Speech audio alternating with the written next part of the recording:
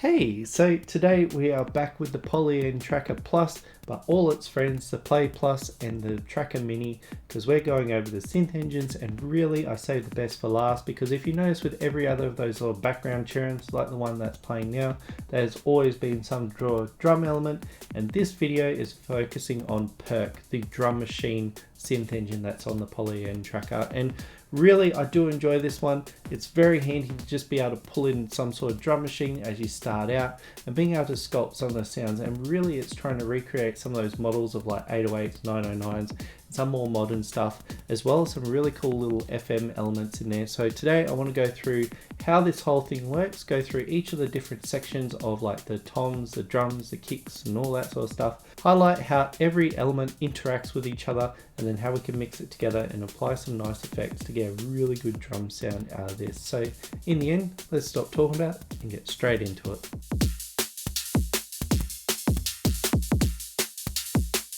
Alright, so I'm here today with the Polyend Tracker Plus, but for this one, like the Play Plus as well as the Tracker Mini, we're talking about those synth engines, and more specifically is the percussion synth, or Perc, which has a really nice drum machine vibe. It's following a lot of those sort of classic analog drum machines and replicating those sounds in a variety of ways that we got some control, but we can also manipulate the sound and get some really cool sounds out of it. So start off with like just jumping into the instrument section. You'll find it here, and like I just did that like drum machine at the start to sort of sample what's going on, but I think it would be good just to get an understanding of what the sonic palette is going to be.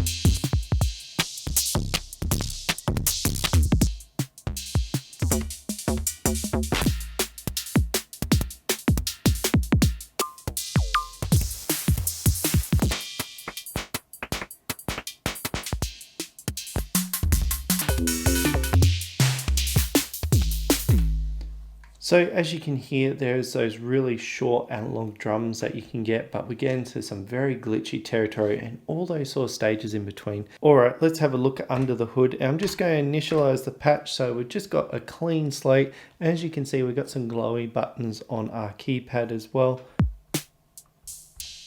so we can actually sample our sounds. And the reason why I picked the Tracker Plus is because we have a nice layout for just understanding how this is working. On the Play, you're going to have this big long list that you'll have some control knobs to be able to manipulate, but I'm hoping this video gives you an understanding of what all the variables does and how we can sort of create invisible hands to manipulate our sounds, as well as being able to use the macros to control everything. So right now we've got this button grid down here that allows us to navigate. We use the up and down arrow keys to navigate in this area, and then we can use the scroll wheel to adjust and change our variables here. And then we can test our sounds here. So as you can see, we've got all the different percussion types sort of separated out into individual instruments, which has a lot of benefits there. We have a mixer of FX. So let's start with the kick. There's the first one. That's that one there. And if we just jump up into the modules, it'll give us a sense of like they're trying to recreate a whole bunch of those different sounds. So if I just, there's a bunch of different ways that they're creating the sample based on these modes. So the next one is we can pitch it. So if we need to tune our drums, we can do that. So next we have the body wave. So this is how sonically the drum machine is going to sound. So if I just scroll through, you can hear like different signs. We go into triangles, we go into squares, and there's a variety of these to like give us different drums that we want to play with. So pairing that with different modules is going to give us a very cool little sonic palette. But then we can start modulating. So it's like with drum machines, you usually have like the kick, you have like the boom sound, and then you have like a transient sound on top. So sort of separate that out here.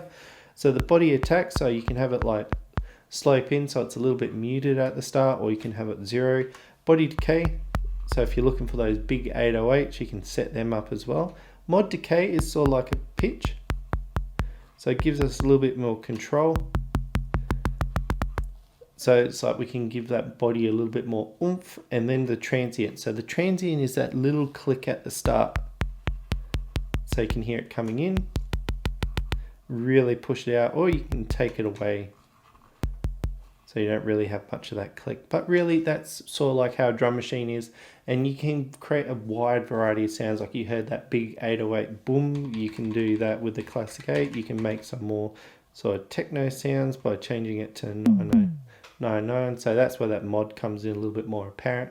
But really the kick itself, you can get a lot out of it. So next I'm going to jump into the tom. So this is sort of our other low end percussion, but we can use all these notes here because it's sort of tuned as well, and we can sort of play it like a melody, and it's quite fun to look at. But we also have a variety of different modules for this one. So we've got like the Classic, Classic Plus, and Resonant. So it just gives us a bit different, and similar to a kick drum because it's sort of like a big kick drum anyway, but stand up and you whack it. We have a body attack and decay, so this allows us to sculpt that low end a little bit, but then we get into more of that modulation. So we've got a few more ways, because like a tom, we can get into a little bit of a crazier territory because we can modulate that pitch so much. And then same thing, we do have a transient on top of that, so we have like that high element that we can bring in a lot harder as well. So this has got a lot of sculpting options, and because we can play it more melodically, like I use this a lot for ghost notes.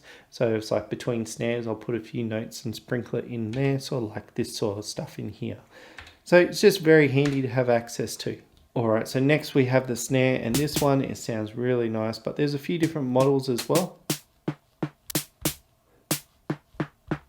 And you can see these plus modules, so they're giving it a little bit extra oomph inside the module. So we can tune this as well. So if we're tuning our drums, we can do that.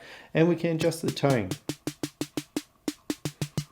So we get more of that low end oomph and then the high end hiss. Because the snare drum sort of like runs in two parallel engines. You have like the low end body and the high end snare. And they've sort of replicated that by the body and the snap. So we can choose the body sound like we did with the drums and that, so we can pick one of these to start our oscillations off with, and then we can use that as like the basis. And then like with the snap, we can add that noise. And then we do have like a bit of a way we can sculpt that snare, so it's sort of like a high pass filter that we can apply on top of it. And then the body snap mix. So this is sort of how we can adjust the different types of sound. So the more low we go, it goes more into the body. The more high we go, it goes more into that noise area. And really this is all defined by that model up the top. So you're able to get quite a lot of different snare drums out of this. Next we are on to the hi-hat. So that's these two here, because it sort of drives the open and closed hat, and does something nice where it allows us to sort of gate that on the command, so we can cut the sounds out between each other, sort of like how a real hi-hat works, because you sort of take your foot off and you tap it and it gets the open hat sound. But same thing, we've got a few different types. So we have our classic, but this FM one, it sounds similar, but it's using frequency modulation to create that noise. So I sort of showed a little bit inside of the Wavetable FM video, but this has a really cool sonic characteristic. So I might just keep with that one as we play. So we have our timbre. So this is allowing us to sort of adjust the tone of the sound. We have the close and open decay. So these is how we sculpt, like if we want a really tappy like closed hat, or we can open it right up. Same thing. We can open up the open hat as well. So we can sort of sculpt how we want those two to interact with each other. We have the decay shape. So this turns it from like a very linear sound. So this is just going straight down. You can sort of hear it sounds like it sounds a bit weird, but if we bring this down, it sort of tapes that nicely, so it doesn't really have that abrupt end to the sound. So you can sort of sculpt that. And then we have like a few other things, so we can sculpt the sound where it's going to sit. So we give it more high pass, it's going to go right up to the top. We can bring that down, but then we can also sculpt out some of those low elements as well. So we can sort of create this sort of band pass and notch it into where we need to.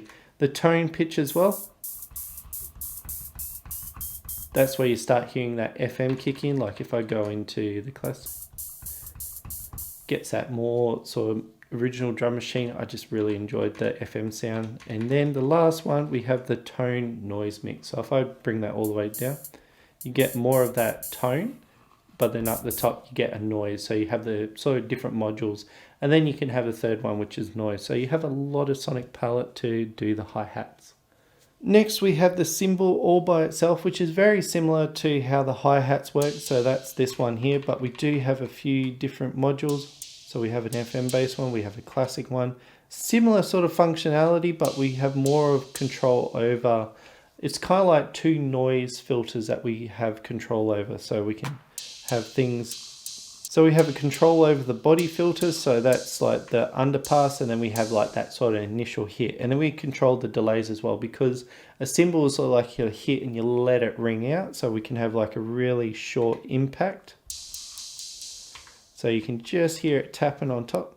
We'll do that, and then you can sort of bleed out into that lower sound.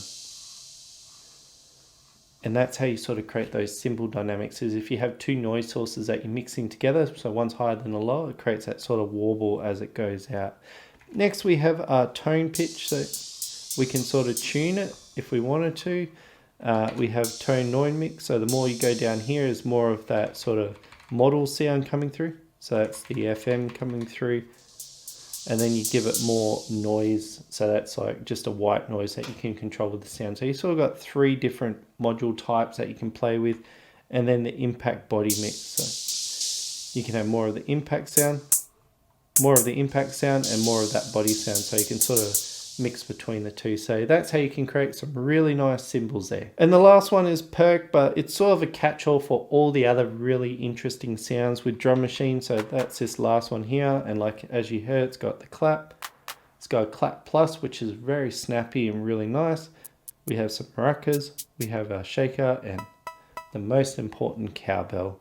So if I'll just start with the clap, because it just gives us a variety of variations that we can hear. So with the clap, you can get multiple of those impacts together to spread it out. Next, we have the timbre, which is the sort of like pitch for these. So it's like a few different things, like a filter and a pitch as well. So we can sort of sculpt the sound that we want.